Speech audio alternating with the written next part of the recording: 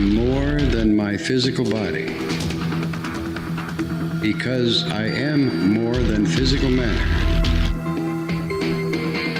I can perceive that which is greater than the physical world.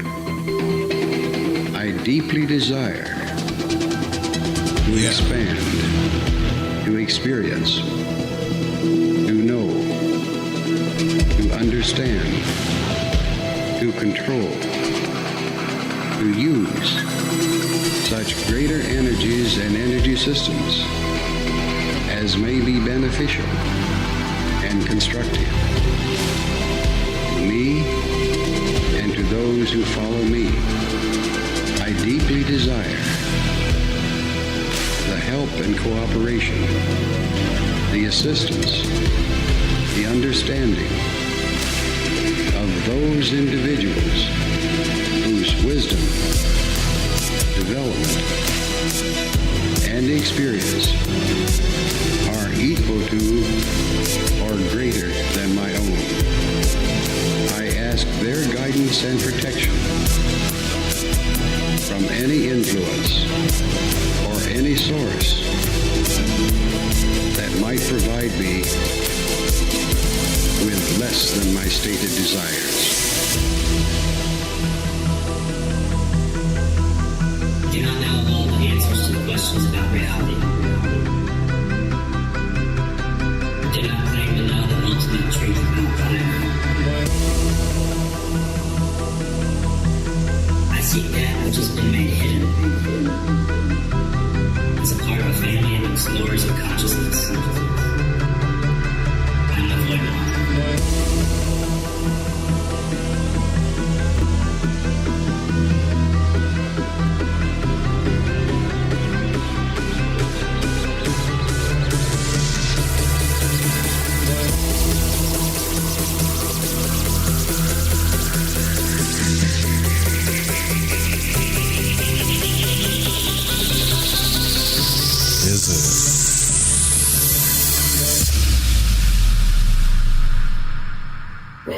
Welcome to Lighting the Void.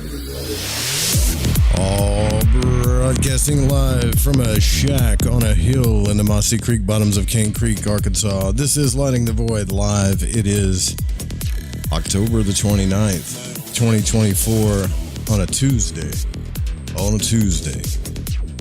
And we're getting closer to Halloween, which is my favorite holiday of the year. Not just because I'm fringe, not just because I'm a moon baby. It just is. There's so much nostalgia that goes along with Halloween. That's the word for the week, nostalgia. I have an addiction. That's what I figured out. Is like I have an addiction to nostalgia. You guys know what that word means? It means you can't stop thinking about the past. You can't stop reminiscing about the good times or the past or whatever. And I figured out what it really means by watching The Field of Dreams. I know that's corny, right? But it's getting close to Halloween, and I wasn't feeling too good the past few days, so I kept the Netflix going. I tried to get into Lost, couldn't get into Lost because that show makes no sense, but it was kind of intriguing. And then switched over to Field of Dreams. And then when you hear that Terrence Mann guy start talking about baseball, how everybody's going to, long for the past, I started thinking, I've got a real problem with nostalgia. Then it got me thinking about Halloween.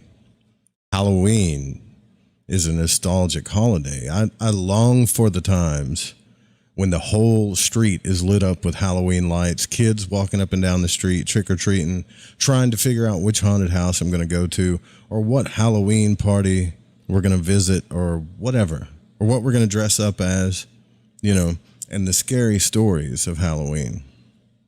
It's almost like I don't ever want it to end, Yeah, that Lost show is crazy. What about Valentine's, Joe? Valentine's is a good one, too. I'd have to say Halloween, for some reason, the 4th of July. Yeah. That's about it for me. I kind of like Christmas, too, depending on what's going on in my life at the time, I guess. So I'm going to try to lead up into the Halloween thing. On Halloween night, which, let's see, let me make sure I got this right. I have to make sure I got this right. That's going to be Thursday for me. So on Halloween night, I want to do something for you guys. We have something kind of planned, but it's whatever. We're trying to throw stuff together. But I have all day tomorrow to try to figure out what can I do for Halloween. I can't trick or treat. I'm too old for that. There's no Halloween parties. There's no kids walking up and down my streets. But we can tell stories. We can talk to each other. So from today on up to that day, what I'd like to do is leave the phone lines completely open. I don't care what we're talking about. It doesn't matter. If you've got a spooky story, just anything weird, call in, share it. 501-777-5631. Doesn't matter what it is.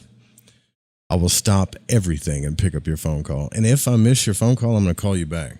I will ring your phone and wake everybody up around you. Freak everybody out. I don't care. Say hey to everybody in the chat. Dutchie, MJ, Gypsy Jenny, Cosmic, Jane, Sudi, Ari the Cat, what's up? And all you lurkers out there. I see you guys in Radio Land too. I've got your dots up, so you can't hide either. I see all of you. I can't, you know what it is? It doesn't tell me exactly what city you're in. So if I say a city and it's close to you, it's probably you. Because these IP dots, unless you're using, everybody's using VPNs now, right? So there's really no way of telling where anybody's at listening anymore. You can't tell that. So don't worry, you don't have to duck and hide. Someone asked me, why did you take that short video down? Right? Well, I took it down because there were other people in the video that didn't want to be in the video, and I respect their privacy. And I was like, damn it, that's the first video I put in. I got like 3,000 views in 4 days, right? But I had to take it down because someone doesn't want to be on it. Hey, what can you do, right? Nothing. Not a damn thing. So here's the question that I get asked all the time. And it's a question that's been going throughout this broadcast for years. How do you tell the difference between a dream and the out-of-body state? It should be pretty easy to tell that, you would think. You would think, right? But now that we're learning about this stuff even more with Voldoon, we're learning that all of these hauntings and apparitions and things that we see, that we always assume that we saw a dead person, even when poltergeist activity happens, which in my life it's been very rare but it's happened. We always assume that it's either a demon, an evil spirit, or like a dead person, right? But what we're learning is from Voldoon, and you got to keep in mind, this is 1928. There's no internet, no nothing. What we're learning is that it could be us. Can you imagine that? Can you imagine like haunting yourself? Half the paranormal activity that happens in your house could just be somebody who's astral sleepwalking. It could be a disembodied spirit. It could be somebody in between worlds, but it could just be somebody just astral sleepwalking. You wouldn't even think it, right? It could be you. Joe, tell us a poltergeist story from your life. A poltergeist story. I'm going to sound really dumb when I say this, but how do you define poltergeist? Is poltergeist like physical activity that happens? Because every time I see that word, all I can think about is the movie. Carol Ann, don't go into the light, Carol Ann. I've never had anything. Okay. So the last, other than stuff moving around in my house or the shack, whatever you want to call this place, I've had that stuff. That stuff's happened recently. I have altar over here where I have my tarot cards spread out. And I don't do tarot like everybody else does. I just don't. One, I don't think it's the ultimate answer for everything. It's more of like I do a whole ceremony kind of before I even start pulling tarot cards. But here lately, the damn thing's moved. Even the easel that holds up my tarot cards, like if I'm trying to meditate on just one card, that thing fell forward. Last night, actually, it did. But I thought maybe it was a critter or something. I don't know if I would consider that poltergeist activity, right? But the last time I actually saw poltergeist activity happen in front of my eyes was with another person. Now, I didn't believe that this was a real thing. I didn't believe. Sometimes I have a very skeptical mind when people start telling me stuff because I know how powerful the mind is, and I think, okay, well, maybe it's something that it's not. But this time, I saw it. I don't know how to begin this. So, I was dating this girl a few years ago, actually. And she didn't live here. She lived somewhere else. So we would Skype a lot. And she had children. And sometimes I'd be on the phone with them. And I had a feeling that they were dabbling, or not they, but she was dabbling with some stuff she shouldn't be dabbling with. Now, when people start dabbling with dark magic, things like that, I don't just think, oh, you're dabbling with demons. I think that you're dabbling with your psyche too. And your psyche is a powerful thing. But I'm digressing. I'll get to that in a minute. So she would claim that this thing would move around in her house. And that it was real. And that they could hear it walking, things like that. I'm like, yeah, you're probably making this up. That's the first thing my head thinks. I know that's bad. It's kind of jerkish. But after hearing the kids cry, and I heard the kids cry out, I got a little concerned. So one night I said, look, here's what I'm going to do. I'll get on Skype and I'll stay right here. And if something happens, I just need you to point the camera into the living room so I can see what's going on. I wasn't physically there. I can tell you about another time when I was physically there. But I couldn't be physically there. So I said, just point the camera into the room. So I sat there, right? They went to bed, and the kids went to bed. Then she went to bed. And then the lights dimmed in her house. Now, I know at first I'm thinking, okay, maybe she's dimming the lights or whatever.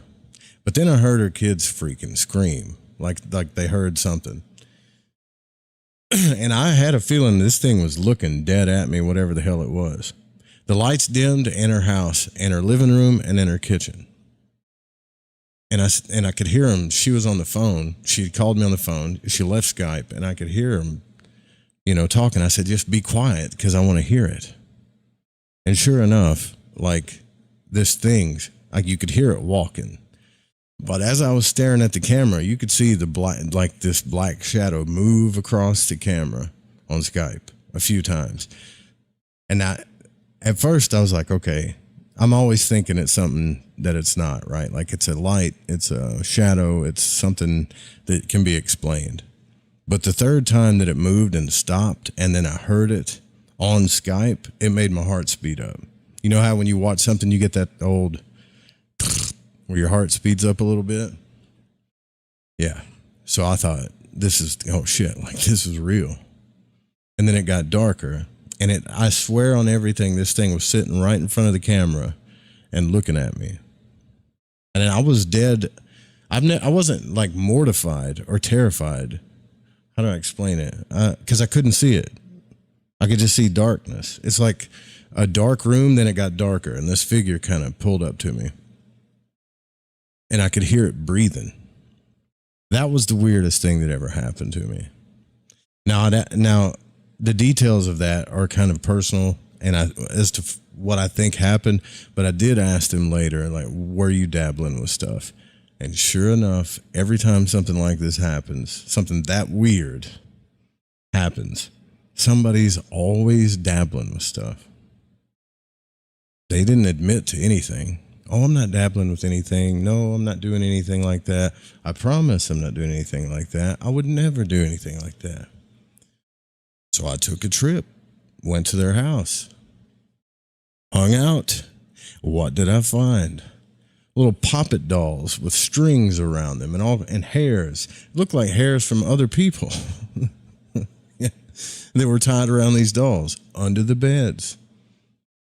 Just a little dabble here, a little dabble there. And this is why I say, when it comes to like the occult and magic, there's a safe process and then there's the risque process. I don't care what you do, just realize that that realm is real. That's a real realm. And every person that's had one of those kind of crazy experiences, at the end of it, I've always found that they were dabbling with something. Like the one before, where the girl went she had a moment of psychosis and said that she heard voices and yada, yada, yada. Then later it told me that she invoked Lilith. Now, here's the real question about that, though. After reading like all of Muldoon's stuff, Monroe's stuff, every Carl Jung, every psychological book, all this stuff that we've talked about, the real question is it really something separate from us that's haunting us? In the big sense of the word. Right? If we're all like these fractals made up of this superconscious, then in a sense it is separate from us. But is it really separate from us? Like, how easy is it for us to bring these entities towards us if we really wanted to do it? Because if you think about it, people want to be scared. I've thought about this for a long time. For some reason, I have lots of time to think about shit, right? Deacon says, yo, sounds like you're dabbling her. Nah. I don't dabble. So, if you think about it, though, we like to scare ourselves. So, on some level, deep down, we can say, I don't want that. Oh, that scares the hell out of me. Oh, this scares this or that scares whatever. But really, you want to be scared. You want to see that stuff. And if you want it bad enough, you'll start dabbling with things. It's you know how we've been talking about like the crypto conscious mind or the super, what is it? What Muldoon talks about, the crypto conscious. That thing wants to see. And if you don't believe me, ask Ozzy Osbourne.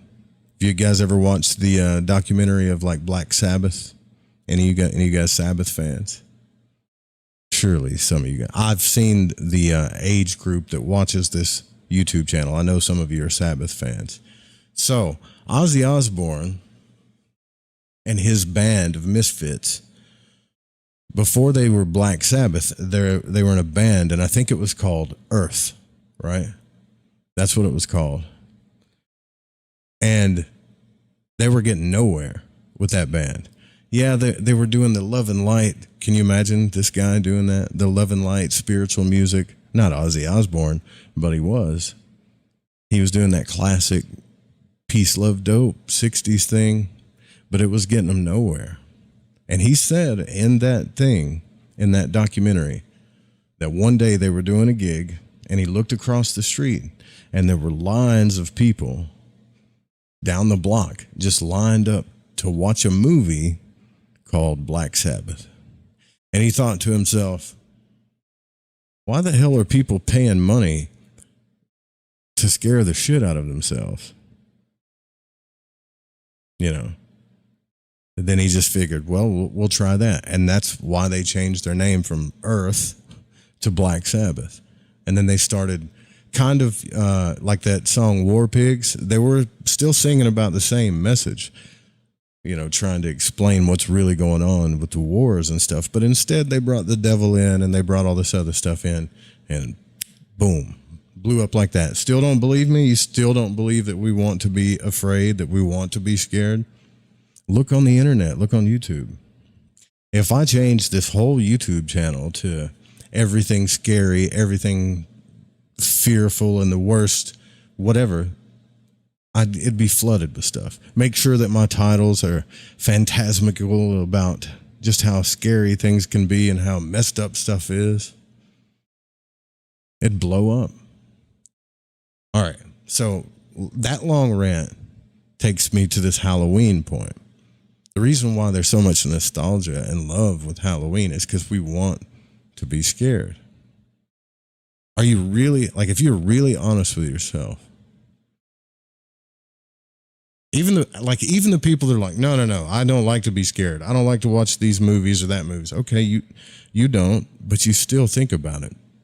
Even those people, every now and then they'll tickle their brain with that fear. So Halloween is like this time where we can all kind of get together and think about those things.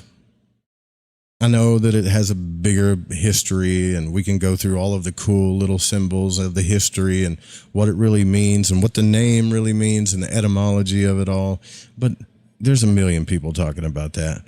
I like to get into the psychology of it, like the deep psychology of it. Like, why do people want to scare the shit out of themselves? So, man, why is it so much fun? We have here in town, we have a haunted cathedral. We have a haunted maze. Can you imagine that? Like a haunted, haunted field, a haunted maze in the cornfields. Run for your life in the cornfields. We have a haunted cathedral where I think one of the Catholic churches actually, I don't see how, they never allow anything, but they allow this. I think we have like 20 or 30 haunted houses right in the downtown area, all different types. And they're going to make money hand over fist. It's going to be a good time. So that's kind of like my long rant of my poltergeist story when I started wondering why.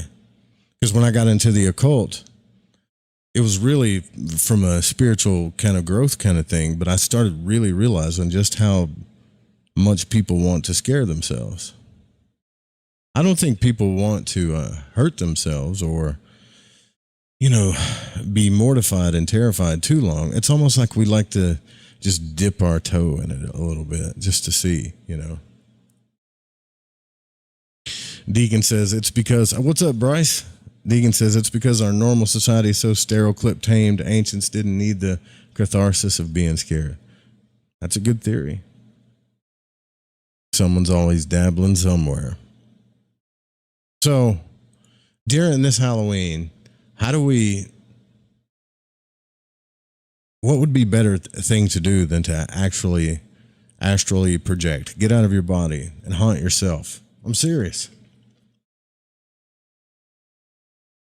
Listen, the only other time I've seen any physical poltergeist activity in my life was when I used to, thinking about doing it again, but I used to have my own home painting business. And I would like to go, I did interiors mainly, repaints, new paints, whatever. I'd like to go out late at night and do it. For some reason, I love the late night. I don't know why. Even when I work. So I would go to my buddy, Jeff, who used to do the news on this show. He had all these rent houses. He flipped houses. He was that guy. And I would go out at night and just listen to the radio, no one around, and do the repaints. And he had one rent house where both of us witnessed drawers that were pulling themselves out. And no, I know what you're going to say. It was probably gravity. It was probably the rollers and the drawers. No. These drawers were coming out. Like it looked like one time, it looked like one of them was just jerked out.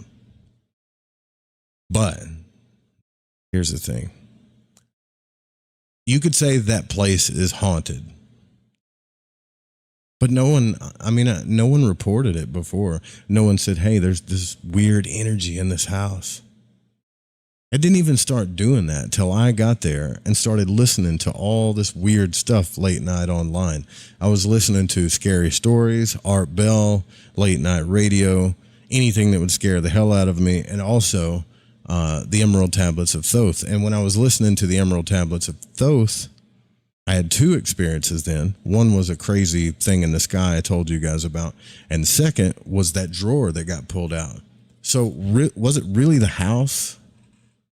Or was it me wanting to see this stuff? See, I think you can deeply desire to want to see the metaphysical and experience it. You want to see the interface of it between that world and this world. And if you desire it enough, you'll get your wish. But it may not be anything crazy. It might be just a drawer coming out. I think, could be a little bit narcissistic, but I think I affected that a little bit. What's up, Austin? With the Wu-Tang symbol. So now, I want to tell you this story real quick, and then we'll get into what Voldoon's talking about between the real difference between the dream world and the etheric astral world. We have to start really separating these two worlds. This will be like the 5th time I've told this story. Have you ever had a dream that traumatized you so bad that you'll never forget it? Like a dream that you had when you were young or when you were a child. And it stuck with you for the rest of your life. And the more you think about it, you don't really know, because it was so long, because the mind starts playing tricks on the memory too. Was it a dream? Was I in the out-of-body experience? Either way, it was super traumatic. One of the first traumatic dreams I remember having, and I've carried it with me for almost 40 years. There isn't a month that goes by without me thinking about it, for sure. Dutchie, you tried to call? Well, let me call you back. I don't know why it's not. Sometimes it doesn't register because I'm using Google Voice. We don't have that old fancy phone system that we used to have. We used to have a real nice phone system. I don't see it, man. It's not showing up for some reason. 501-777-5631. That's the number you tried to call? You sure? So, maybe I should sign out of it and sign back in. Either way. So, this thing haunted me. It's haunted me for I don't know how long. I remember when I was young, I was really scared of the dark. Like we all are. I was really close to my father. I had a stepmother at the time. Her name was Lisa. And we lived in a mobile home. There we go. There's the phone call. I will finish this story. I promise you that. 320 area code. Is this you, Dutchie? Yeah, man. What's happening, brother? Oh, I was just watching you, dude. You're just watching me? Yeah, man. What's going on? What are you seeing? Oh, no, you want to call in and talk about scary stories. Yeah, you got one? Oh, I got several. Give me your best one. Well, I'll give you a couple here. All right. Shoot. All right. So, years ago, the first time I got out of body, I was listening to Jose Silva method. Okay. Have you heard that one? Yeah, the Silva method. Yeah. Yep. All right. So then later in the tapes, because this was all on a cassette years ago, because I'm an old bastard. Sorry, I'm an old guy. That's cool. But later in the tapes, they say, if you're going to use this for anything bad or evil or anything, we're going to block you from ever doing this again. And so I went out of body, and I saw the flip side of myself, above myself, laying in bed listening to these tapes. Oh. And it scared the crap out of myself. And so then I went right back into my body.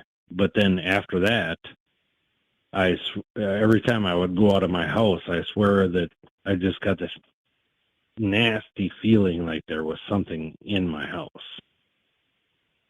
Okay. I mean, I lived there for 3 more years, and every time if I would walk out to get the mail or anything and look back at the house, it was just like the type of thing where you get like the shivers, if you know what I mean. Yeah, man. Yeah. Yeah. All right. Then we'll fast forward about 15 years, and this was still in the dial-up days of the internet, and I had sent off for the Monroe Institute, and at that time, like, you couldn't find it on the internet. You had to, it was snail mail. So I got the packet in the mail, and at the time I was sort of seeing this chick that said she was a witch. And, haven't we all? I had experience with all that years before I had bought different books and all this stuff, so I knew all about this stuff, and I didn't really. She was like into like new age witchy stuff, not to downplay that at all, but you know what I mean. Mm-hmm. So, but I was meditating a lot, and I was journaling every day, and I would recommend that to anybody that's meditating. Journal every day to put your thoughts down. And so, but anyway, so I had this thing come up where someone was whispering my voice, or whispering my name. And I woke up. Well, it wasn't, I was meditating and whatever you want to say, woke up. And then, and then the next thing was Dingen. And I could swear that I have never heard that word before. Dingen. I had to go look it up. Yeah, I had to look it up in a dictionary because this was before the internet. Okay. And Dingen, that's like a genie in Islamic type religion. That's, and so I was like, where the hell did that come from? But that freaked me out for a long time. Somebody whispering my name. It was like right next to my ear, a woman whispering my name. That's kind of freaky, man. Yeah. Well, and then, hearing that word that I didn't know what that meant. Yeah, I've heard them called the jinn or genies and jinns like that, or even daemons have been called jinns, but there's several names for it. I've just never heard it called Dingen before. Well, that's just the way I say it. That's how it's written. Dingen. Oh, I see. Yeah. If you spelled it DJINN, that'd be Dingen. Yeah. Yeah, correct. Yep. Gotcha. Yeah. And so, I mean, I just before I called, you said that, things that have haunted you forever. And the first thing that haunted me forever was Pet Cemetery.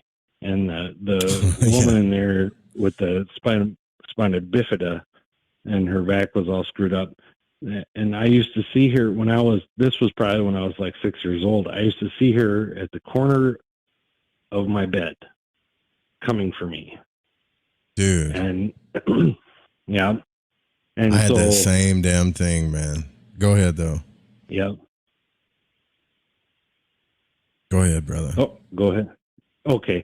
So what I'll say, when you were talking earlier about careful what you wish for, I mean, that is very true and the thoughts that you focus on, that's why, once you get into meditation or once you get into Monroe or anything else, that you always focus on positive things, because the negative things, you do bring negative things into your life. Sure. And they're not, it isn't a bunch of bull crap. It's, and I'm not a big proponent of that manifestation thing, but there is a point to being more positive about everything.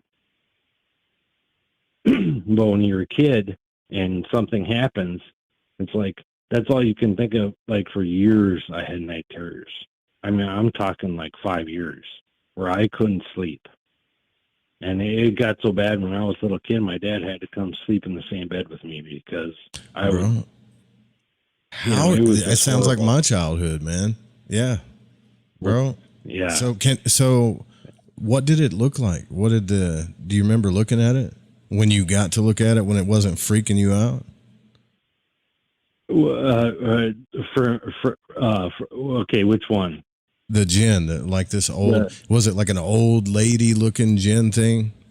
Like an old lady? No. Mine was like an it old, was pure- ugly lady. Oh no, that was pure audio.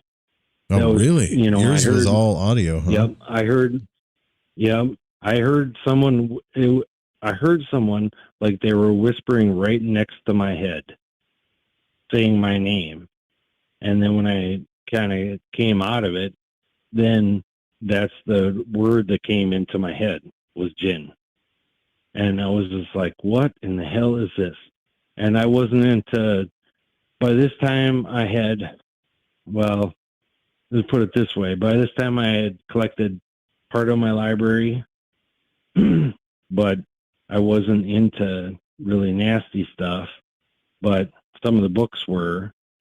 To this day, I keep all my books in a different room from where I sleep. Okay, if that says anything. But it wasn't anything like that. It was just like I had never heard that word before. And so, you know, this was, like I say, this was a long time ago, way before you could just type something into the computer and see what it meant. I mean, you know, so it really freaked me out. And it freaked me out more that somebody would, because they whispered my name several times. And I was, what? And yeah, it really freaked me out. So you never saw it? the first- You just heard it? Yeah, I never saw anything. I just heard it. And I sort of equated it to this chick that, you know, said she was a witch. But, you know, I even went to this other store and got a, what is it? The dish to cleanse, you know, with, I can't even think of it now. You did a cleansing. You bought a cleansing kit. Yeah, right? Abilene dish with, yeah. Yeah. I even did that, but that didn't, you know. But the thing is, for my first one, and this is what I'll say, where you should never be afraid, what Monroe always says, is that those first ones that I had about having such really bad nightmares, is that put a block on my visualization that I have been working on for years. And Really? I can't, there's still times I can't get rid of it, because when I was a kid, I could visualize almost anything. And I had those nightmares.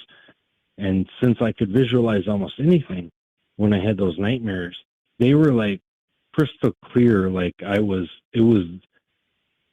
it's not a dream. This is real. There's someone in your room. They're coming to get you. This was like a constant thing for me. Yeah, I understand that. But yeah. So that you're saying that the audio stuff blocked your ability to, like before, maybe you would see those things, but as soon as the whispering started, you couldn't see anything anymore. And when you say visualizations, do you mean in your mind or like actual visualization? No, well, pretty much in your mind, the visualization. You know, not like projecting your thoughts, but, well, I don't know what exactly you mean. But yeah, but no more in your mind, you know, Sure. Seeing pictures in your mind, the visualization. Like, here's what I'm asking you. Yeah. If I tell you to see like a red rose in your mind and smell it and touch it and touch just how, you know, how delicate the leaves are or the, you know, the petals are. All that whole visualization. Can you do that? No. Really? See, I've heard about that before. When people used to tell me, like, there's some people that, like, if I say, hey, imagine an apple in your mind, I can see it clear as day in my mind. And some people told me, no, there's people that can't. And I was like, how can you not? Mhm. But I guess that is like a real thing, huh? Yeah, it is. No, I can't see anything. Well, I shouldn't say I can't see anything. I mean, with Monroe, I've had luck going to the forest and all that kind of stuff in his tapes, Yeah. but I can't. When somebody says, if you're going to do something like you said with an apple, or if you're going to do something, oh, can't you remember how you did it last time, et cetera, et cetera. No, I don't. All I can do is think. There's no visual. There's nothing. It's just That's wild. When I man. meditate, when I meditate, there's some, and when I listen to tapes and different things, then there's some. But just in a normal waking period, I have nothing. So, it's, and I swear it goes back to when I was a kid and had such vivid nightmares all the time. It's, So ever since So- that day, that whispering voice, all of your ability to visualize ceased, is what you're saying. well, it was before that when I was a little kid. And, Wow. and so it spurred on this thing in me that ever since then, I kind of went on this path of trying to discover more about the brain and the mind and everything like that. And so that's how I got into having my big library and reading all these different things. And, trying to figure out what. Only recently did I discover that actually people have this. It's aphasia or something like that it's called. I where they think can't Sudi says visualize it's at all. synesthesia. Is that what it's called? Yeah. Yep. Something like that. That's wild. And so, yeah. And I, like I said, I'm approaching 60, so it's like I I don't know what to say, I don't either, because wouldn't you love to have that back? Right? Like, Oh yeah, that's what that's what I said. That's why I've been building my library for so many years. I mean, I bought my first book when I was probably 17 or 16 or something like that. And so I've just been buying books ever since then and reading and with like I said, with Monroe, when I meditate, I can visualize stuff, but I can't. I don't know. that's It's crazy. interesting. Let me run something by you here. So when Okay. you're listening to Monroe tapes, hear me out. There's a bi frequency going on. Most of the time in his tapes, he's running two tones to try to sync your hemispheres together. Right. So I wonder if that has something to do with it. Like maybe the whispering blocked off your ability to sync those. Because I don't think we actually need those tapes all the time. Like sometimes we'll sync up No. just on our own, but those tapes help us Yep. do that. Yep. So No, and I think personally, I think that my nightmares, I put my own block on myself because Yeah. I didn't want to have those nightmares anymore. So I kind of put my block on myself, but I don't know what the key is to unlock it, and I never figured it out. it's deep. So I'm like fighting myself to figure it out. Let me ask you this And- question though, out of pure like psychological curiosity. Is there a part of Right. you that thinks that because you brought up the girl and the witch and stuff, is there a part of you that thinks that she did something to you? No, Not one little part. no, not really. Okay. Because you brought it up, but you never, talked about it, or other than Well, saying that she the was free, a new agey. it was just a freaky story, Sure. Yeah, at that time it was. I would say it was more new agey than it was, than I actually thought she was a witch. She just thought she was, put it that way, Gotcha. or Check. wanted to be one. Well, But- did you ever listen to the book Psychic Self Defense by Dion Fortune, or read it? Oh no, Yeah. I'd put that in chat before. Yeah. No, I have that book and I've read it. So you know And that, so, like, the difference between how you sound like you're mature enough where you understand how psychic attacks really work. And a lot of times we do them to Right. ourselves, because you said that. I think I did it to myself, you know? yeah. Yeah. Yeah. And so, yeah, that's what I think I did. I think I put this block on myself when I was like 10 years old, and have been living with it ever since, you know. But, It's, you know, I had it with Silva. I got out of body, and I've been out of body since then. But I always found it very peculiar that Silva would say, you know, they had a woman in the voice it wasn't actually Jose, it was a woman did I don't know if it was his daughter or who it was, but did the voice things for the tapes, and saying that if you ever try to hurt someone with this, we're blocking you. You will never do this again. We're blocking you. You will never get past this point. I found that very interesting, and I still do to this day. What does that mean? I don't know. I'd have to hear what they're saying. You got a lot of times seeds can be planted, you know, but here's the thing about seeds that get planted in your mind. This is why I think a lot of people worry about psychic attacks. People can plant all kinds of seeds in your mind, but they can't make it grow. You make it grow. Right. Exactly. You are exactly correct, sir. Like that. So manipulative people will first they try to figure out if you're suggestible. And I'm just talking one-on-one. And then once they figure that out, then they'll start trying to plant seeds. Right? Correct. So maybe look into that. Like, what seeds have I allowed to grow? Sometimes we just allow stuff to grow out of mere curiosity, you know. Mm-hmm.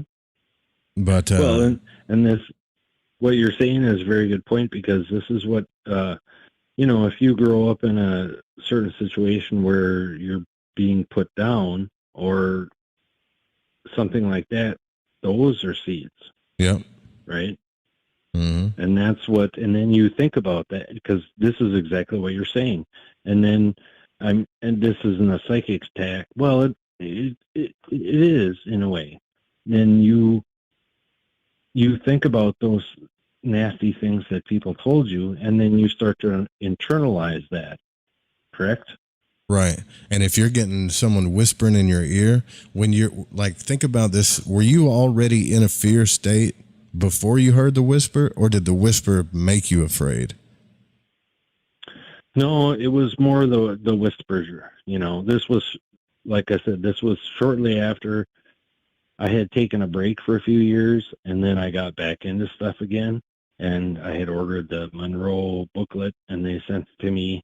And I was I was using a light and sound machine. Nice. I don't even know if they make those anymore, but it was funny enough. Yeah, ordered it out of the back of a High Times magazine. I wasn't into that scene, cool. but I had found it there. And so, anyway, I had good success with that as well. But, it wasn't, I wasn't in a fear state whatsoever. I was more in an exploratory state. And but just the fact of these things happening, I mean, yeah, it pretty much freaked me out. Just, it was like a very feminine voice just whispering close to my head, saying my name. And anyway. Oh, dude, thanks for sharing that. Like, so we all have things that have haunted us over the years, but this is the first time I've heard of anybody saying ever that, like, oh, I was able to do this when I was a toddler or a kid or whatever, and then this happened and then it stopped. I can't do it anymore. Mm-hmm. That is kind of strange. Yeah. Well, it's cool to explore too, though, honestly. What's that? It's called, yep. It's cool to explore. I'm not trying to make light of your situation. I just find this stuff fascinating, Yep, and that's why I like your show. You know, I've been listening here for a while, and I got a kudos to you, man. I really like your show. Oh, And thanks. so, yeah, that's why I called in, because it's, you know, you can't, and I just want to stress that, don't be afraid, just like Monroe says, because once the fear sets in, because I think that's what happened to me, don't let the fear set in. Because when I was a little kid having such bad nightmares, don't let the fear set in. I know it's hard when you're a little kid, but when you get older, if something happens, don't be afraid. It's not. You see where I'm going with this? Yeah. Because the fear puts blocks in your mind, and it's not that you're under attack from someone else. You're under attack from yourself. You know, you don't want that fear to happen again. Right. So, right. That's all I'm saying. So to correct ourselves here, Sudi's saying it's aphantasia, not synesthesia. So synesthesia is when your brain mixes up sensory inputs, and one can stimulate the other. So yeah. So aphantasia, I guess is what it's called. But I would, man, look, if what's up, Sir Wolf? If the Monroe stuff is helping, I would keep doing it, man. If it's starting to bring in visualizations, just keep doing it. Keep doing it. You know. Yeah. No, that's the weird thing with when I listen to the Monroe tapes, or I'll just say tapes, then I can visualize then. But in my normal waking hours, I can't. When I'm meditating and stuff like that, then I can. But it's, you know, when somebody says, "Oh, I see a picture in my mind of Africa," I can't see that whatsoever. I just think of Africa. So if I say pink elephant, weird. you don't see one? Pink elephant. No, pink elephant. I know what a pink elephant looks like, but I don't see anything whatsoever. Huh. So it's, you know, it's just I don't know. It is what it is. But that's anyway, really cool. Thanks for sharing that with us, though, man. Yeah, man. All right. Yeah, you call have a good back. night, and thank you again for the show. Call back anytime, brother. All right. Thank you, Joe. Okay. There goes Dutchie. You guys, if you got a story too, you can call back. I'll finish my story too, because it's similar to his. Like some of the, you know, here's the thing. Some of the stuff that happens to us, it's almost like everything that happens to us happens when we're really little, and then we play with it for the rest of our life, right? When I was a kid, the thing to be afraid of was like the Candyman. What else was it? Candyman. Not Candyman came later. Nightmare on Elm Street, Halloween, Freddy Krueger, Texas Chainsaw Massacre. Those things that I would, you know, even my father tried to keep me away from on the television. But if I was at a friend's house or my grandma's house, no matter how much your parents try to keep you from seeing this stuff when you're little, something happens and you see it or whatever, and all it takes is like that seed, right? And then it freaks us out, and then we have nightmares, and then we play with it. We play with our fears for the rest of our life. But here's the thing to think about as we go into the top of the hour. There are things that, or fears or symbols, I believe, that children see before they're ever introduced to it. Almost as if it's carried over from a past life, or if it comes in from a superconscious or the astral or whatever you want to call it. And there's that sense of knowing that it's there all the time. Now, I will tell you some pretty crazy stories. I've told them before.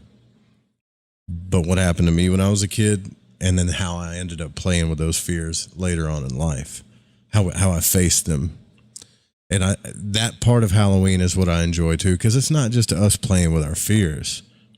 You know, a lot of times it's,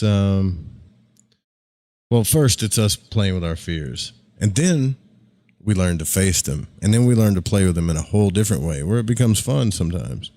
And that's the key. That's when you've got it licked. Like, no matter how scary it is, you actually just start playing with it. Like I don't know. It sounds kind of dark, but it's really not. Because you realize it's not that scary. But we'll see. We'll see how scary it is when we come back We got to do the top of the hour thing for the Fringe FM, pay the bill so we can play whatever the hell we want on the Fringe FM. We say what we want, we play what we want on that live stream. Check out the Fringe FM podcast too, and we'll be right back. 501-777-5631. Give me your Halloween stuff.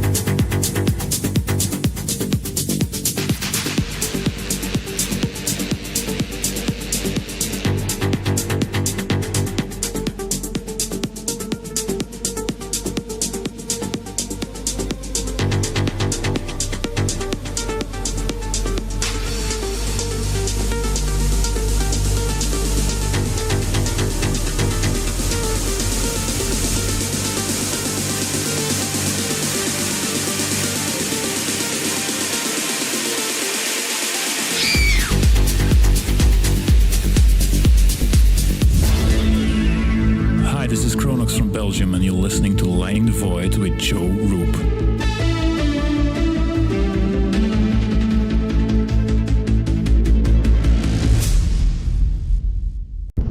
Are you intrigued by Paranormal Talk Radio? You'll love the new Paranormal Radio app from TalkStream Live. You'll find a great selection of talk shows covering UFOs, ghosts, strange phenomena, and much more. Download the Paranormal Radio app now and start listening to the very best in paranormal talk entertainment, including the network you're listening to right now. The Paranormal Radio app, free in Google Play and the iOS App Store. Have you ever wondered, what do the stars say for me? Or, will the next month or the next year be more favorable? How about, are our two signs compatible? Each month, at the new moon, you can ask these questions live with me, your astrologer psychic, Mary DeCina, along with host of Lighting the Void, Joe Root. Join us at the new moon for Cosmic Conditions. We look forward to working with your energy. Every new moon at 7 p.m. Pacific, 10 p.m. Eastern, right here on Fringe FM. And we're live here outside the Perez family home, just waiting for the... And there they go, almost on time this morning. Mom is coming out the front door strong with a double-arm kid carry. Looks like Dad has the bags. Daughter is bringing up the rear. Oh, but the diaper bag wasn't closed. Diapers and toys are everywhere. Ooh, but Mom has just nailed the perfect car seat buckle for the toddler. And now the eldest daughter, who looks to be about 9 or 10, has secured herself in the booster seat. Dad zips the bag closed, and they're off. But looks like Mom doesn't realize her coffee cup is still on the roof of the car. And there it goes. Oh, that's a shame. That mug was a fam favorite. Don't sweat the small stuff. Just nail the big stuff. Like making sure your kids are buckled correctly in the right seat for their age and size. Learn more at nhtsa.gov/the right seat. Visit nhtsa.gov/the right seat. Brought to you by NHTSA and the Ad Council. Look through your children's eyes to see the true magic of a forest. It's a storybook world for them. You look and see a tree. They see the wrinkled face of a wizard with arms outstretched to the sky. They see treasure in pebbles. They see a windy path that could lead to adventure. And they see you, their fearless guide through this fascinating world. Find a forest near you and start exploring at discovertheforest.org. Brought to you by the United States Forest Service and the Ad Council. This is Malorcas45, fan of the Fridge FM, challenging everyone to open their mind's eye. Listen to Lighting the Void with Joe Roop to gain precision for your third eye vision.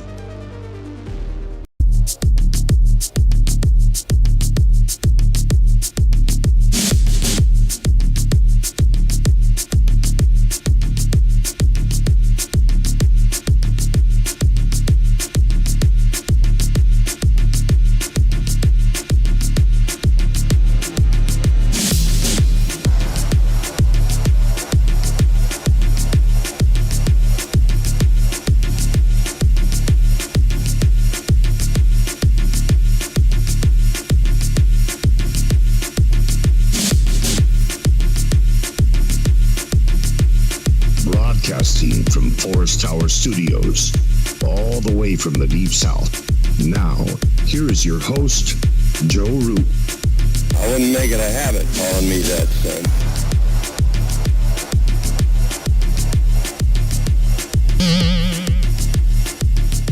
All right, let's do this thing. So I promised I'd tell you this stuff.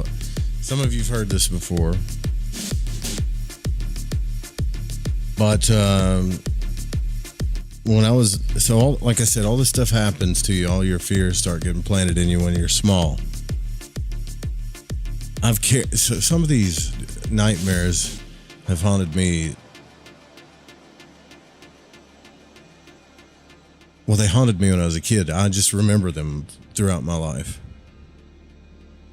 So, like Dutchie was talking about, I used to... So I grew up with my father, and we lived in a small house. And my room was very small. I would say the size of a walk-in closet. It was pretty small. And his room was directly across the hallway. And when I was a kid, I would scare the living hell out of myself. I don't know why. As a kid, I liked to play with stuff. I saw things, whatever. I think a lot of us do, and then we run to our parents, and then they tell us to shut it off, and then we shut it off at some point. Whether it's real or not, I don't know. Like, that's a whole other discussion. How open our children to the astral and the metaphysical. I mean, I had all kinds of experiences when I was a kid, but the ones that I really remember. So, the first one I remember is that old haggy looking thing at the end of my bed all the time. But I would cover myself up and roll over towards the wall because I couldn't stand looking back into the dark when I was a kid. Now I don't mind it. Like, I shut all the lights off and I just look into the dark until I fall asleep. But when I was a kid, I couldn't stand it. You know, I walk down a dark road every morning on the way to work at 3 a.m. during the witching hour, so it's fine now. But sometimes I still get a little jumpy, but when I was a kid, it petrified me. So I'd roll towards the wall, and I would lay there and scare the living hell out of myself. I have no idea why I was doing this. Is it a thing that we do as kids? I don't know. And I'd start to think all these weird thoughts. In fact, I remember laying on my pillow with my right ear on my pillow, and I could hear my heartbeat in the pillow. You know, you just hear that. And I would tell my brain that those are footsteps. Why the hell was I doing this? Why? But I was. And I would fixate upon that sound. Those are footsteps. Someone's coming to get me, whatever. Now notice how the fear builds up before all this stuff takes place, though. It never just happened out of nowhere where I'm like, oh, you know, hello. There was always like a fear. What's up, Spit? Spit Habits? There was always a fear like a peak, a vibration of fear that would rise and rise until it would get to a certain level of peak. And then the things would happen with my eyes wide open. So the first one was something's there. Something's at the foot of my bed. So sometimes I would peek over my covers, and I remember looking down at the end of my bed, and I had a chest of drawers at the end of my bed. And whatever I'd start telling myself would happen. I would literally see faces popping out of the end of the chest of drawers, just looking at me, you know, hello, freak myself out. And one night I said, there's something really there. My heart's beating like crazy. I'm hearing the heart beating through my ear and the pillow thing.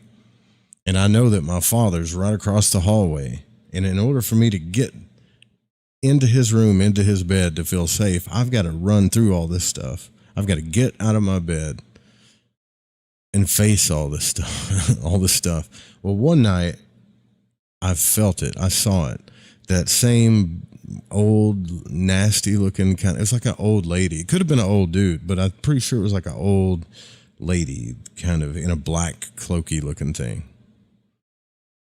But this time when it came out, it was moving towards me in like phases, not like just regular walking, but just phasing towards me.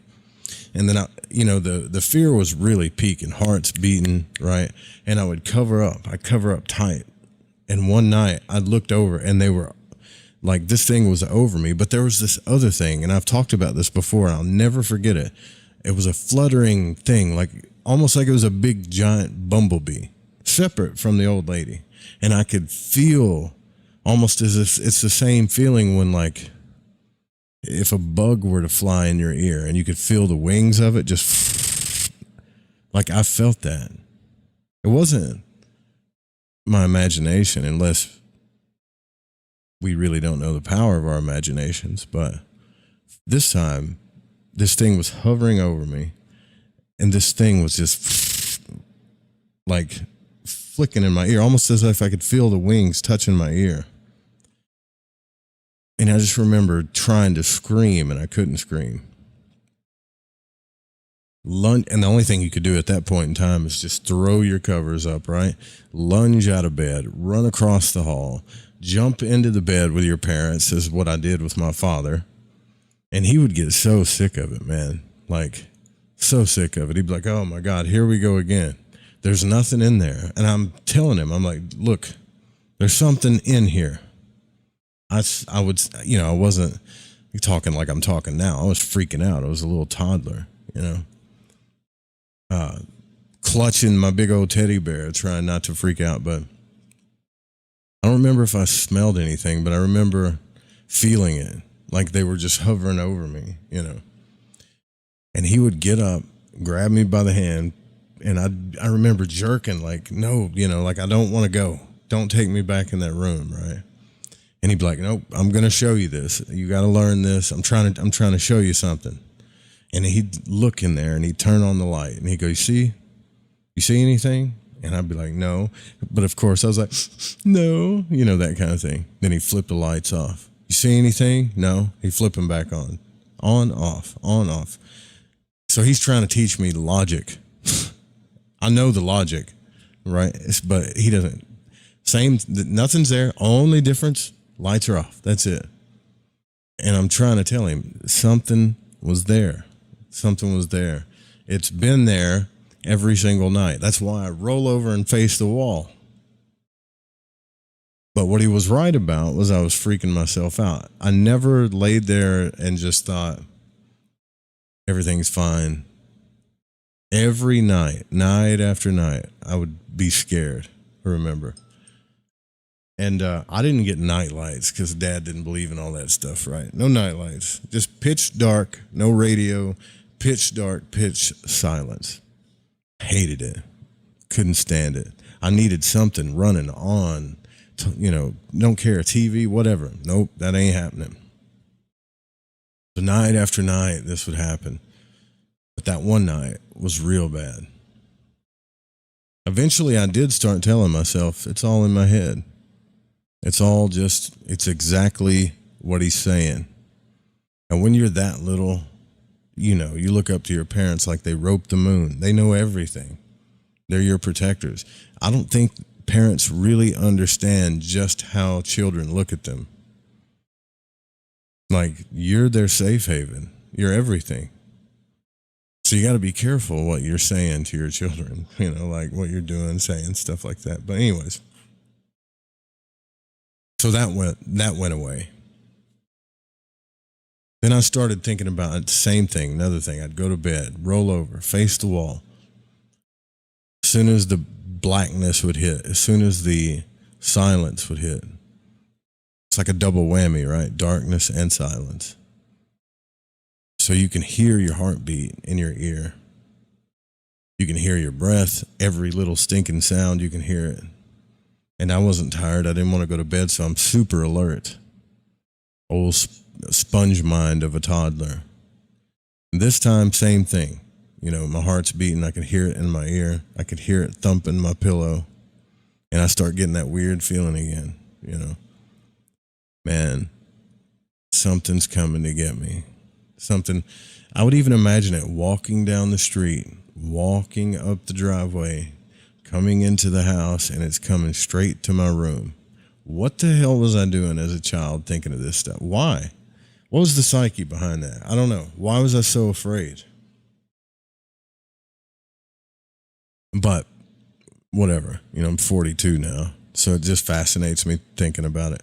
But this time when I rolled over, I saw a thing standing in the doorway, eyes still wide open, but it was like a 3.5 foot fat, weird looking thing. And it looked like maybe it was holding something. I don't know, because I've told the story before, and every time I think about it, I try to imagine it again, and it was just standing there looking at me. And my heart was beating out of my chest, man. A short, fat, ugly, dwarf-looking thing just standing in my doorway. And you know what it was doing? What it was a block between me and my father's room. Exactly where I did not want it to stand. So now, how do I get to my dad's room? I'm backed into the corner of this little room. How do I get there? I have to run through this thing. And I'll never forget the feeling, that weird, traumatizing feeling of I stood up in my bed, threw my blanket, and just ran right through it. And it even kind of felt weird when I ran through it because my heart was just literally beaten. And that night, I don't think my father got pissed or anything. I think he actually just rolled over and went to sleep, you know. But ever since then, I never saw anything like that anymore. The only things that would happen to me was a darkness. Like sometimes I would roll over, and this happened all the way up to my 20s every now and then. So I would, let's say if I was facing a wall, or if I was at a friend's house sleeping on a couch or something, I would roll over, and usually your eyes would adjust and you could see kind of what the room looks like and stuff, right? Roll back over, face the couch again, roll back over after my eyes were adjusted, okay? And there would be black, just this black thing just like in front of me. That happened to me so many times. And like my heart would speed up and I would reach for a light.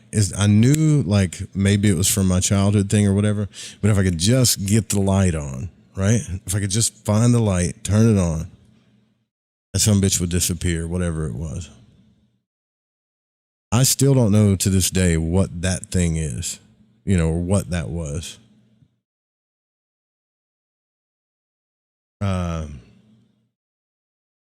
Spit says, I can relate, Joe. I've done this too, having to run past something that scares the living. Yeah, man. It backs you in a corner. What else are you going to do? So if you want to get into this psychologically, it gets even trippier because then you got to start thinking, where does our fear come from? What was the first? Have you ever really thought about that? I mean, it is Halloween, right? But so have you ever really thought about that? What was the first thing that petrified you?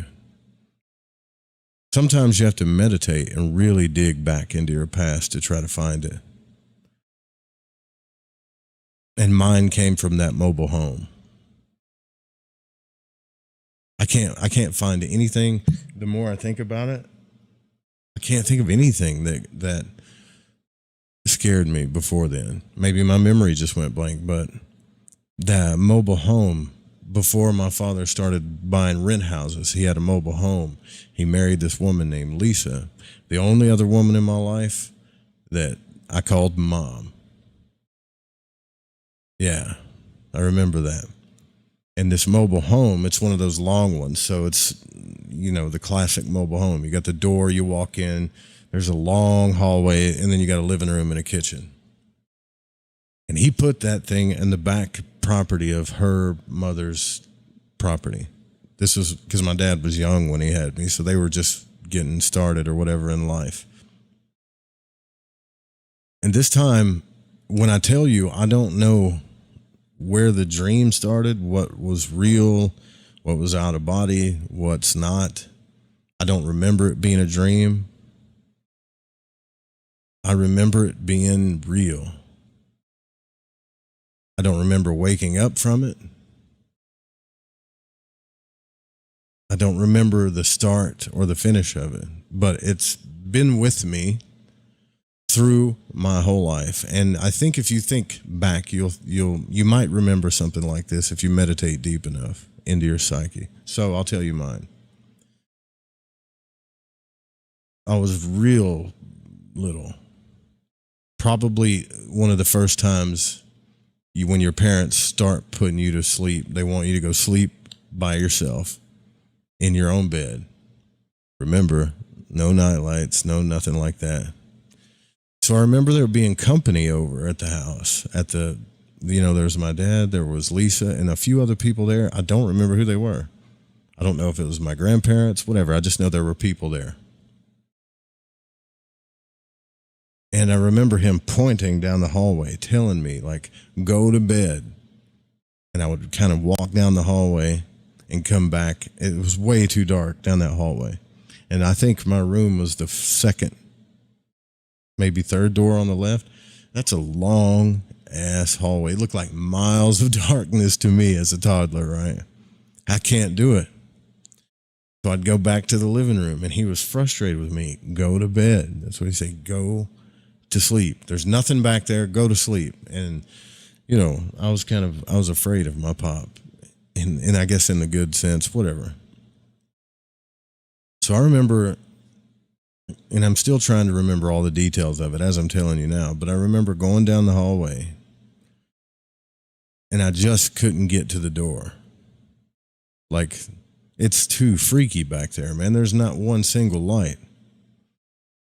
And I turned around, and I started coming back towards the living room. When I got back to the living room, everybody was gone. Not only were they gone, like all of the talking that they were doing was silent. I don't know if this is my mind blocking something out. I don't know what the hell happened. This is all I can remember. And so I'm thinking, where the hell did everybody go? Right? Where's everybody at? And I'm staring into this like empty living room that was just a second ago. Everybody was in here. And guess what? The old heart starts speeding up. And I felt a hand touch my right shoulder, like that. I turned around, looked down the hallway, and nothing was there. And that scared the living hell out of me. I remember like holding my bear and everything too, So I'm thinking maybe they're outside, so I dart for the door. I go outside, and I don't know if I saw the bird first or after, but there's a bird part in here. It could be before I went outside or when I came back in, but so I go outside. I run outside, and for some reason it's dark. It's like outside. Now everybody's gone. Now my dad's chopping wood out in the yard, and I'm trying to run towards him. Like something just grabbed me that wasn't there. And he's looking at me like, what the hell's going on? And this witch on a broom comes down and picks me up. A witch on a broom. I don't even remember watching anything that had a witch in it before then. Where am I getting like this image of a witch from? But this witch comes down on a broom and snags me up and picks me up. And she starts, like I'm flying in the air with this witch. And she's laughing like a hyena. And I'm screaming at her, please, God, take me home. Please, like, please, every kind of please and begging you can, just petrified. And I can remember the feeling in my stomach of, as she's like flying around on this thing, I could feel almost as if you're on like a ride at the fair. I could feel it. You know how your body feels when you're getting slung around, right? I could feel it. So she does this for a while. And I don't know, as a child, I'm thinking if I beg enough, they'll have they have to care, because when you're that little and you're around your parents all the time, you can't imagine any kind of person that, I guess, wouldn't care. That's why it's so freaking scary. But finally, the thing lets me down. And I remember my father telling me to go in the house. He's like, go in the house and go to bed. He said, I'm trying to run towards him. He ain't having it. He's like, go to bed. So I go in the house. Now, this is where the story gets weird. This is where the bird thing, it could have been before I ran out and saw the witch, or after, but I remember the bird thing. I opened the front door and there's this like buzzard sitting there. A buzzard. Just on a little perch. And I didn't know, I don't even think at the time I knew what the hell a buzzard even was, but it was there.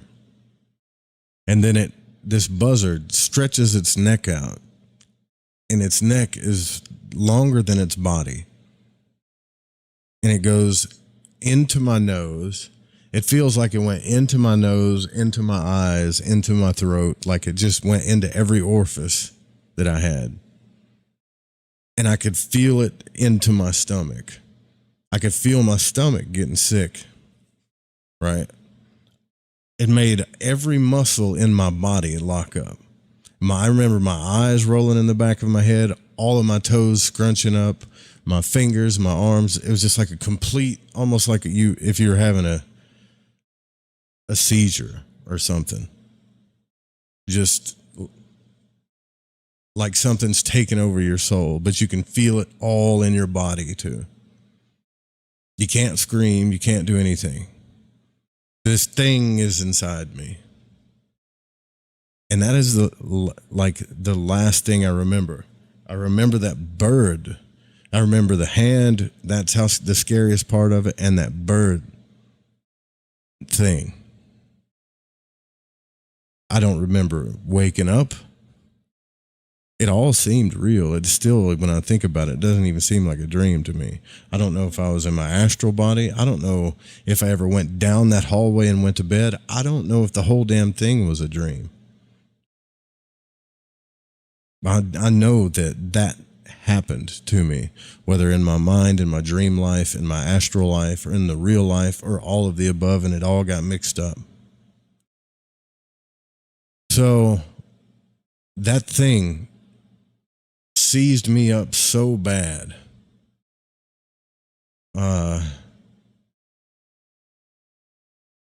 It was like it was the worst, man. It was so fucking, it was the worst. Yeah, I mean, because I remember how how it felt in my body, like I couldn't breathe through my nose, I couldn't breathe through my mouth, my throat, my stomach, my back, everything just seized up. I remember feeling my toes just crunch up like really hard.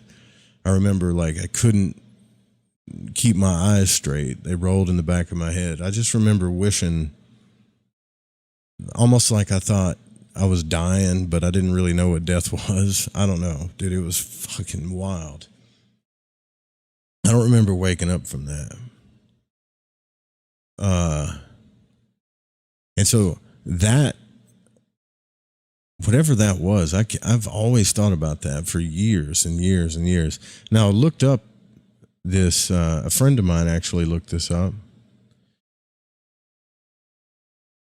And that bird is supposed to be some kind of alchemical symbol or something for something. Some massive transformation type thing or whatever. So it kind of made me wonder, was that some kind of weird soul symbol? Or was that something that I was supposed to experience in some kind of symbolic way that I'm supposed to work out in the rest of my life? Man, I have no idea. But those 3 or 4 things, especially that thing, that bird and the hand and the witch thing, I've been carrying that for years. It doesn't scare me now when I think about it. Even if I meditate upon it and think about every detail of what I felt, what bothers me is I don't remember. All I remember is him telling me to go to bed and then coming back and everybody was gone. That's all I remember. A house full of people. Me being kind of like this burden that needs to go to bed, right? Because it's late. Coming back, everybody's gone. Someone grabs my shoulder. I turn around, no one's there. The bird, the witch, and Pop out there chopping wood. Don't remember. It's almost like maybe I fell asleep after that. And at some point, I woke up.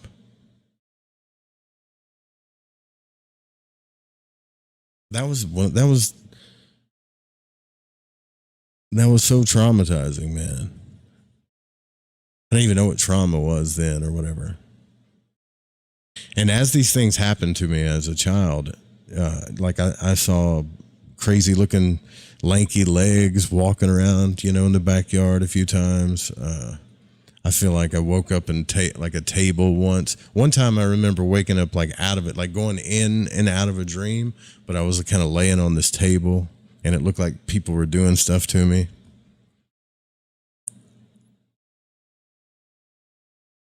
But then again, like this could be all stuff that we think about. Because if you think about it, when your mind's going down to nothing, but your body starts falling asleep, your mind will pick up on like the first thing that your head's thinking about, and it'll try to make like a dream out of it or something. But that bird thing, I guarantee you, if I was having a nightmare in my bed, my whole body was seized up, just blah. He just seized completely up.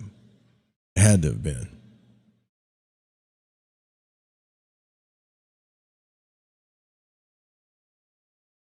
God. I honestly think to this day, I will never, no matter what happens in my life, be that afraid again, ever. That emotionally vulnerable, that afraid again. So what I think a lot of times happens with Halloween is we kind of learn what fear is as we get older. We experience it in an intense way in the most vulnerable time in our life when we're a child, when we're a young child, when we're most vulnerable and we're lost, so to speak, and we're looking to whoever's supposed to be taking care of us for answers to everything and protection from everything. Yeah. And then as we get older, we start learning to face it. We start learning to control it. And then we start learning to play with it. And I think when we get to be adults, the reason why we like things like Halloween and we like things that scare us so much, because there's some part of that reminds us that that's always there. We like to peek into that place every now and then. And Halloween kind of allows us to do that. And it's cool. Because the cool thing is, I don't know if you guys have ever experienced this, but the first time that you took control of a nightmare was the best feeling one of the best feelings I ever had, one of the most empowering feelings I ever had, to be totally petrified and then flip it on its face and take control over it. That's when the game changes psychologically for you as a person, because you realize what's really going on as far as what you're able to do in the realm of the mind, at least. And so I sympathize with people that have, someone said the other day that they have nightmares, like nightmare disorder. That's gotta be so awful. You got to learn how to face it. You remember I don't know which Friday the 13th movie was, when they started realizing, Freddy's controlling our dreams and things like that. And then they start taking control over their dreams. They start becoming lucid or more aware. And then they start playing, the dream game with Freddy Krueger, right? Yeah, maybe you're right, Sudi. Like, I don't remember. I just don't remember the beginning and the end, where it all. It's just something that I carried with me. But even now, every time I see a buzzard, not like a crow, but like buzzards, you know how ugly those some bitches are, right? Every time I see one, it makes me think of that. Every single time. And I thought, well, maybe somebody said this to me before. Maybe I died in a past life and a buzzard was eating me. And as I felt the buzzard eating my body, I came into this life and jumped in Little Joe or something. But that's kind of out there. But where the hell did I get all those symbols from then? I was real little. They wouldn't let me watch stuff like that.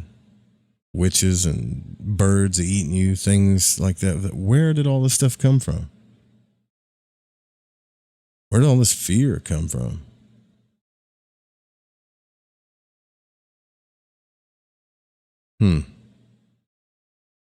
Lots of stuff going on in the chat that could be the answers for it. Who knows?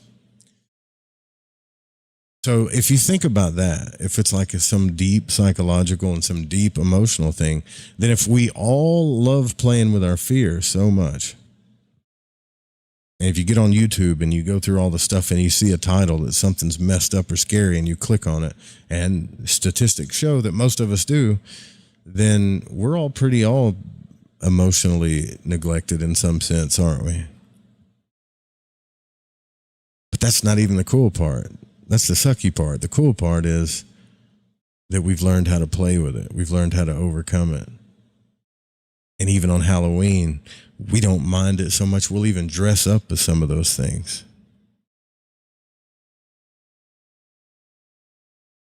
Overcoming fear is a very empowering thing. Don't ever forget that. You can fall victim to it as deep as you want to be and be as helpless as you want to feel. But the moment you overcome a massive fear in your life, it's one of the greatest feelings that you'll ever have. It's like being thirsty for days and days and days, and then you finally get a drink of water or something, you know? So it made me think about what Voldoon's kind of talking about here. How do you distinguish between whether you're like in a dream or you're in the astral?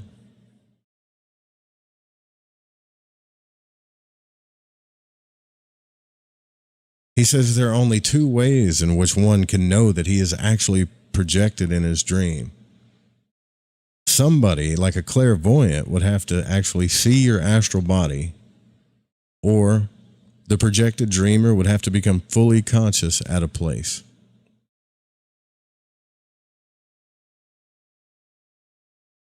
Dreams in which we believe that we're at a distant place should never be put on record as an astral projection, because it's just a dream.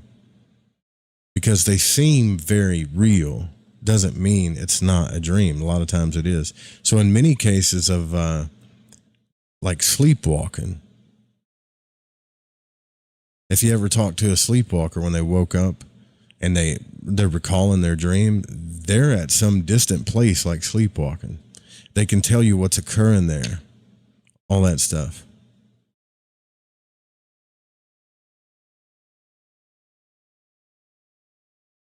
So according to Voldoon, there's like this dream consciousness, which is not what he says is the real consciousness.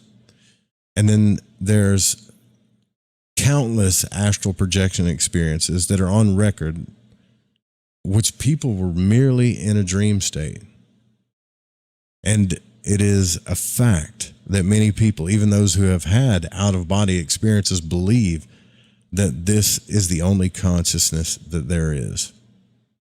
That dream state. They believe, and this is what I've been trying to freaking tell people. Like, when you have a full-fledged OBE, I know I've said this so many times, and I'm sorry, but I think it's really important. When you have a full-fledged out-of-body experience, you will know the difference. You won't doubt it anymore. And you can run across some of the most conscious people, some of the most brilliant-minded people, some of the greatest spiritualists on the planet, and you can tell that they haven't had what you're talking about, what I'm talking about. They haven't. For some reason, they haven't. It doesn't mean make them less, more, whatever. They just haven't had it. Not yet. So they believe that this is the only consciousness there is, and they will speak of this as, well, you know, it could be a dream. It may not be a dream. Or it may be this, or it may be that.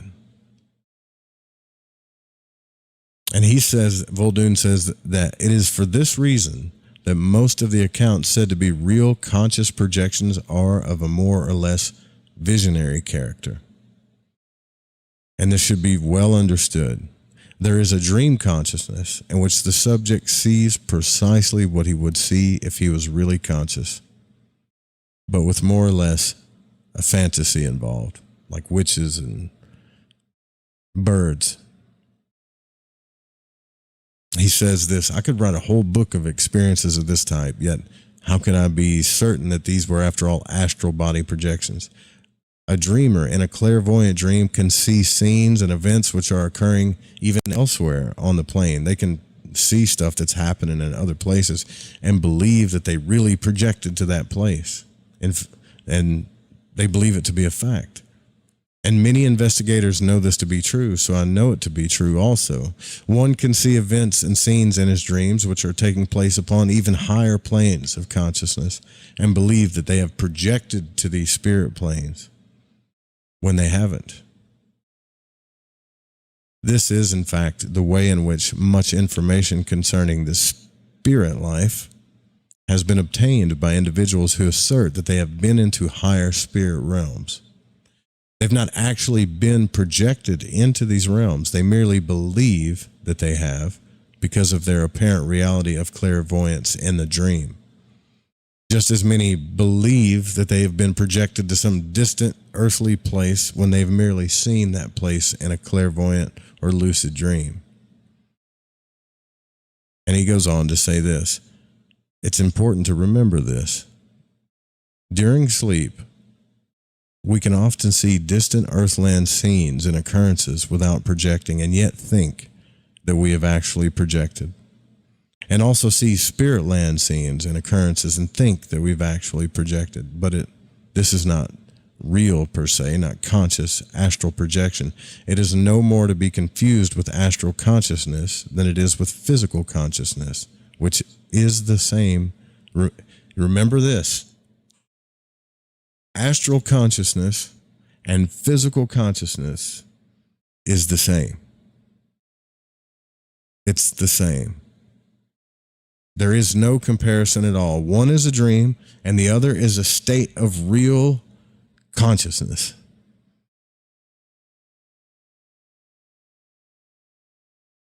Does that make sense, what I'm saying? And this is where I agree with Voldoon. Even though this is from the 20s, I'm going to agree with him on this because he's had too many damn things where he's explaining stuff that have lined up with my experiences of the out-of-body state. There was no changing of consciousness when I went out of body, in no sense of the word. Not even a phase or a level change of consciousness, in no sense of the word.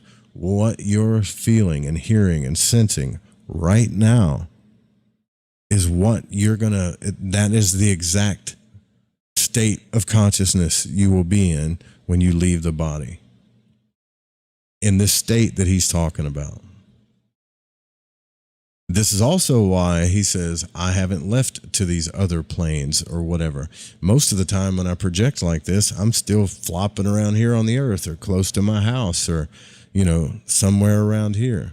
This is exactly my experience. And this is why I wanted to get into this book and share it with you.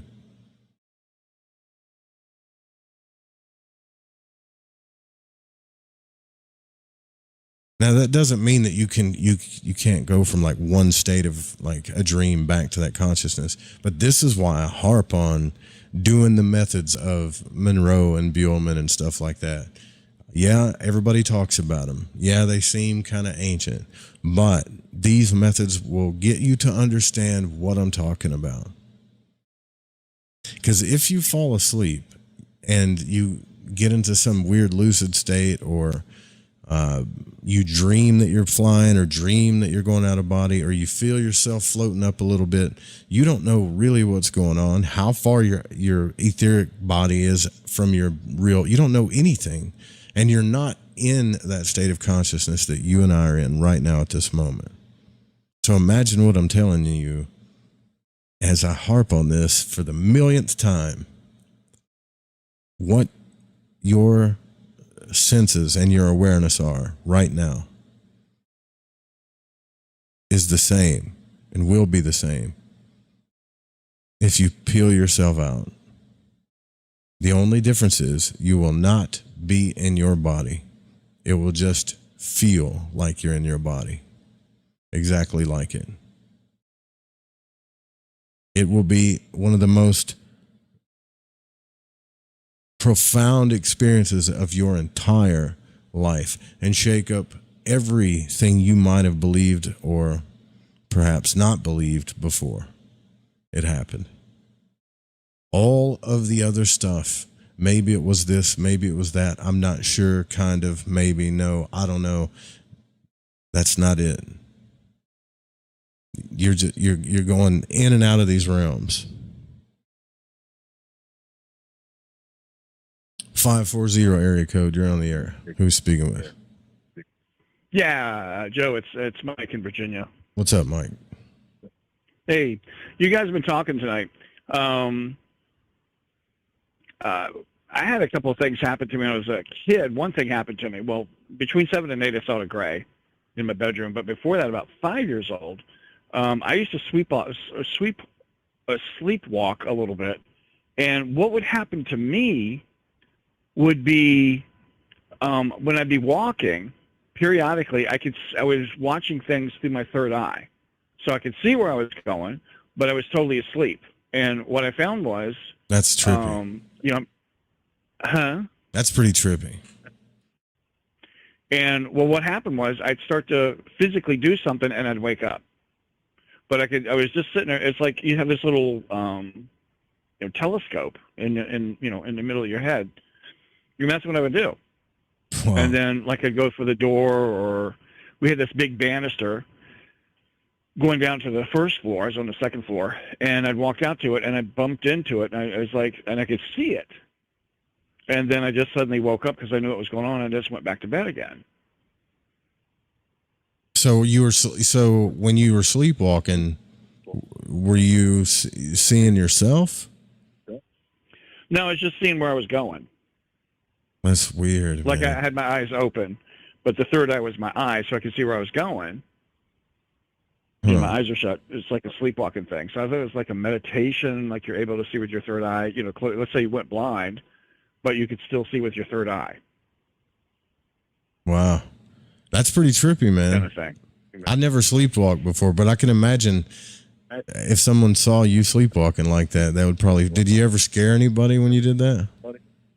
No, I was always by myself. I mean, at night the parents asleep, your sister's asleep and everything, so I just kind of would wake up and go back to bed. But it was always that. That's intense, man. So tell me a little bit more about this telescope thing, though. Like, tell me that in like a different way, because I'm trying to understand it a little more. Okay, I don't know how to... It's kind of like you shut your eyes, but you can still see. It's kind of like you're looking at things as if you're doing an out-of-body. Mm-hmm. Okay? You can still see things, but it's in a different context. It's not like you have your actual eyes looking at things, so it's more of an etheric eye.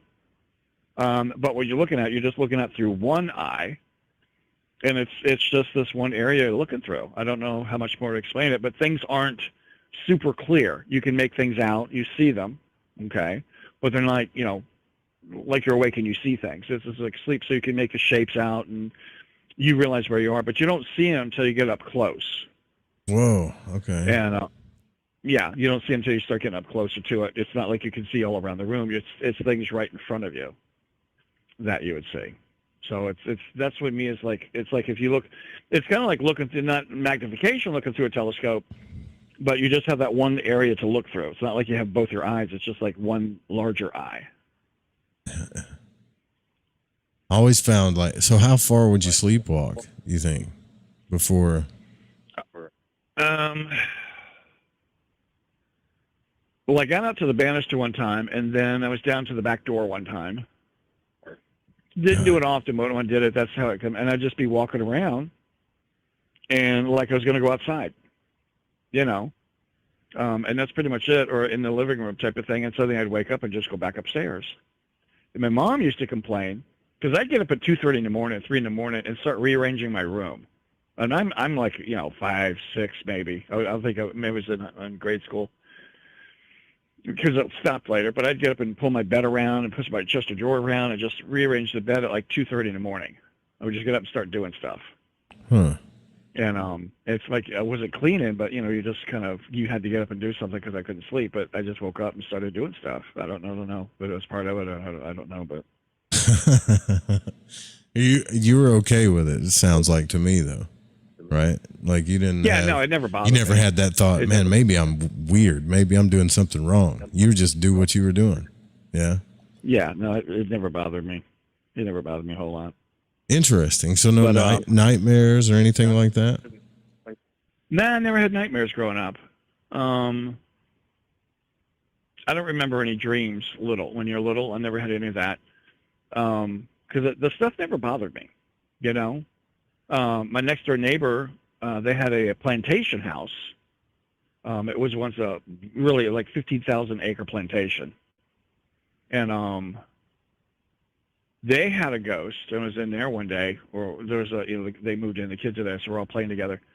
And they kept talking about this ghost one. I thought, oh, great, you know, we're all running around. And we went in walking around, and all of a sudden you could see the bottom half of this woman's dress going up the stairs. You know, so it was the bottom of it just going up, and you could see this sort of walking up the stairs. Saw that. But years later, I got involved with, I guess, some ghost hunting kind of thing. And there was a town in Greenwich. It was Greenwich, Virginia, is what it is. Greenwich, Virginia is what it is. Green and W-I-C-H, Greenwich, Virginia. And they had this one old house. It was a colonial house. Had 3 stories. The 3rd story had no electricity.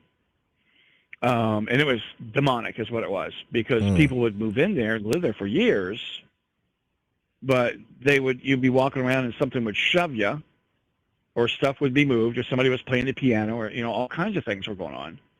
And in that area in Virginia, it was very Civil War, a lot of Civil War and you know, colonial stuff going on. So somebody told me about it, so I thought I'm going to go knock on the door and see who I was talking to. And the woman answered the door, and I was talking to her about it. And she invited me in. She's telling me all about it. And she'd be in the kitchen, and somebody just come up and knock her hair, you know, or push her. Right. And as we were talking about it, she had a kid and her husband. Her and her husband finally divorced. But the kid, the way it starts out in that house, the kids would start dreaming about dragons. And it always started that way with every single family in there, and the kids would complain about dragons, and they were scared to death. But it always started that way, and it would build from there through the kids, is what it did. And it sort of infested the house. She finally, somehow I kept in touch. I found out she'd moved to New Mexico, and I got a hold of her, and whatever was in the house followed her to New Mexico. She said she was still having problems with it. She couldn't get rid of it. And it would do the same thing, and wherever she would be, you know, the house, whatever it was, would be in the house with her, and it would stay there with her. So to this day, I don't know, you know, that was quite a few years ago. I wonder if it was something that was just attached to her. That was, you know what I mean? Like, no, this is the thing. The next family in, well, I think something attached to her, but I don't think it was there. The next family in, I kind of went over, they sold it, you know, I was going to knock on the door, and the guy answers the door, and I said, can I ask you a couple, and he knew what questions were coming. And I said, he had 2 kids, are your kids having dreams about dragons? He said, yeah, they've been dreaming about dragons lately. And that kind of filled me in to whatever was there is still there. Or it's a portal of some sort in the ground that they come up through. But the kids started having things about dragons. Well, he started renovating the house, and he said, no, I don't have any problems. We've been tearing walls out and readjusting it and all this other stuff. I thought, okay. Because sometimes you hear about people doing that when they start taking the walls out and they're readjusting things, taking the, I guess, framework of the house apart. And that seems to jar everything to where maybe the energies can't hang on to that area anymore. It's something new. It's something brings something in, so it dissipates the energy. But he said the kids were having dreams about dragons. That's interesting. Sure. Were they having that? Were they having like the same exact dreams, or they just had dragons and that was just a common thing? It was like dragons. That's it. I don't know. That's what I don't know. He said they've been having dreams about dragons and the kids were scared and this type of thing. That's about it. He said, well, it definitely wasn't Puff the Magic Dragon, right? It wasn't a friendly dragon if it was freaking him out. You know what I mean? No, it wasn't about Puff. It wasn't that one for sure. I remember Puff now that you're talking about that. Just made me start thinking about him for some reason. And I was thinking, well, if I was dreaming about Puff the Magic Dragon, wouldn't be so scary. So these had to be some scary damn dragons, whatever they were. Well, the kids were they're afraid, and they had this, and this also. There was a piano in the house that stayed in the house. Nobody ever moved the piano, and the piano would play. And it was like a baby grand piano kind of thing, these big long piano things, and it just stayed in that room. Nobody ever moved it out. They don't want to take it with them because it's too big. I mean, it was it's kind of a long piano, and it was more of a colonial type piano. It was more like a auto harp playing. If you're the long piano, but it has more of an auto harp sound to it. So it was an antique piano, but that piano never left the house. So we don't know if that was attached to the piano, and it was part of it, and it just that maybe kept this stuff there or not. I don't know. I haven't been by that place in a long time. Can I ask you a question before we end the show tonight? Halloween's coming up, man. Is Halloween one of your favorite holidays? Yes, I love Halloween. And I love the darkness, by the way. Me too. What is it that you would like? What is it that you miss? Is there anything that you miss most about Halloween? Well, going out for Halloween, dressing up for Halloween, and just being out at night. It's like there's a freedom to it that you can be out there and you just want to stay out. You want it dark all the time. I mean, that's how I get around Halloween. It's like a New Year's Eve for me. That's what it really feels like. So if I did a show Halloween night, what do you think would be cool? Like doing it all night, like late into the night, or would that give you the Halloween feeling? That's what I'm trying to figure out for everybody. Well, you'd have to. I don't know.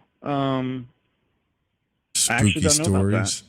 You guys give me that. If y'all can, give me some feedback. It could all be different because I'm still trying to figure out. I've only got a couple of days to figure out what I'm going to do, but maybe I'll just do like a all night long thing. Who knows? Or have people call in for ghost stories and stuff like that. I mean, there's a ton of that around, but there's different things. I guess I don't know, but I'd be up for it. You'd be up late. Hell yeah, I'm me up too. late anyways, but I just like the night. The daytime's okay, but I like being out. Sometimes I go out and walk around my yard at 2:30 in the morning. I do the same damn thing, man. Actually, especially if the moon's out, right? If it's big moon night, I love those. Oh, when I lived out in Arizona, I used to, when the moon's full, what you want to do is take a little flashlight with you. And I go, it's so bright because of the sand, it reflects some light back. I go for moonlight walks out in the desert at night in the dark, but you have, just in case, because you see like a patch of grass moving across the path, it's usually a tarantula. So you don't want to step on them. Right. But other than that, I used to go for moonlight walks out way out in the desert. Right. Dude, you always have really interesting calls, brother. I appreciate it, man. Thanks for calling in. Okay, so you're going to be up Halloween night, or? Oh, yeah. Yeah, I'll be here. Okay. Definitely. Okay. Definitely. I'll be here. I'm just trying to figure out what we're going to do. You know, I need suggestions. Maybe I'll do like a little Discord, what Halloween channel or something, so you guys can let me know. Yeah, and then maybe have stories come up, like short stories people have put out about stuff, about hauntings. Yeah. Something like that. I don't know. And your music. Right. You got your music. Any feedback would be great, but thanks for your call, brother. Appreciate it. All right. Thanks a lot, Joe. You have a good night. So one thing I want to address before we get out of here. Jay put in, what's up with the perception of objects seemingly aggressively vibrating or shifting? Is that related to one of the preliminary steps before going out of body? Can we do song requests for? I would love for you guys to do song requests. I have a dedications thing on the Fringe FM for whatever, you know, but keep in mind that if we get to where like it's all copyright stuff, and I can do it on the radio station all day long, but once it gets on YouTube, there's certain songs, no matter what you do, that they might take it down. They might give me a bad strike. But like, maybe there's a way around that, but I've also got to where I can get away with playing a lot of different music. It just, we might have to take it down or something, or make it an audio thing, you know? But, anyways, yeah, so the show's over. We got to roll out of here, but tomorrow night we're going to ease deeper into this Halloween thing. I'll try to see if I maybe go later tomorrow night too. And then even Halloween night, go even later. But I want to get with some of the fellas on the station and see if they want to do something too. But so to your question about the vibrating stuff, I saw that. I don't know if you're experiencing that like before you get out of body or not, but I will say this. When I was younger, I used to get out of body, and I talked about this before. I don't know if I was out of body or in a dream. So when I say that, like I was saying before, I don't know if it was a dream. It's not the actual OBE state that I'm familiar with. However, I do remember walking around the house and seeing my grandmother's Jell-O molds and those spoons that were hanging down, and just anything that I would look at start vibrating, and it would freak me out because it was vibrating and stuff. So, but if you're experiencing those kinds of vibrations before you like come out of body or whatever, I'd like to know about it. You can always call in at any time, even if we're not live. You can email me at producer@fringe.fm. You can call in at 501-777-5631 and leave a voicemail. I can play those on the air and get back to you too. All of your participations, the dedications list on fringe.fm, the website, the Discord, all the participation tickles me. I love all of it. See you guys tomorrow night. It's getting closer, isn't it? Hallows Eve, huh? Night, y'all. Sweet dreams.